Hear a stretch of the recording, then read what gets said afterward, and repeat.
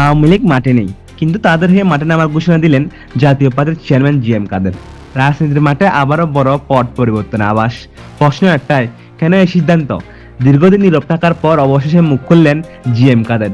তিনি স্পষ্ট জানিয়েছেন, দেশের গণতন্ত্রের ধারা ও রাজনৈতিক ভারসাম্য রক্ষার জন্য আওয়ামী লীগের মতো একটি বৃহৎ দলকে নিষ্ক্রিয় করে রাখা যায় না।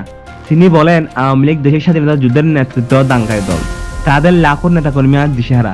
জাতীয় পার্টি বিশেষ করে প্রতিটি রাজনৈতিক দলের সাংবিধানিক অধিকার নিশ্চিত হওয়া উচিত। তাই আওয়ামী লীগকে শাসন করতে, তাদের নেতাকর্মীদের মনোবল ফেরাতে জাতীয় পার্টি মাঠে নামবে। জি এম কাদারের এই ঘোষণাকে রাজনৈতিক অঙ্গনে দুইভাবে দেখা হচ্ছে। প্রথমত, এটি জাতীয় পার্টির নিজস্ব রাজনৈতিক কৌশল, আওয়ামী লীগের বিশাল ভোট ব্যাংক ও তৃণমূলকে পাশে পাওয়ার চেষ্টা।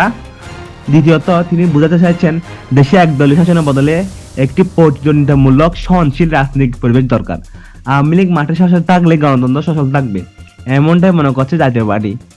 তাহলে কি আওয়ামী লীগের রাজনীতিতে ফেরার পথ তৈরি করে দিচ্ছে জাতীয় পার্টি? জি এম কাদারের মাস্টার স্ট্রোকে কি বদলে যাবে আগামী নির্বাচনের সমীকরণ? আপনার কি মনে হয় জি এম কাদারের এই সিদ্ধান্ত সঠিক? কমেন্টে জানান আপনার মতামত। আর রাজনীতির সব আপডেট পেতে চ্যানেলটি সাবস্ক্রাইব করে পাশেই থাকুন।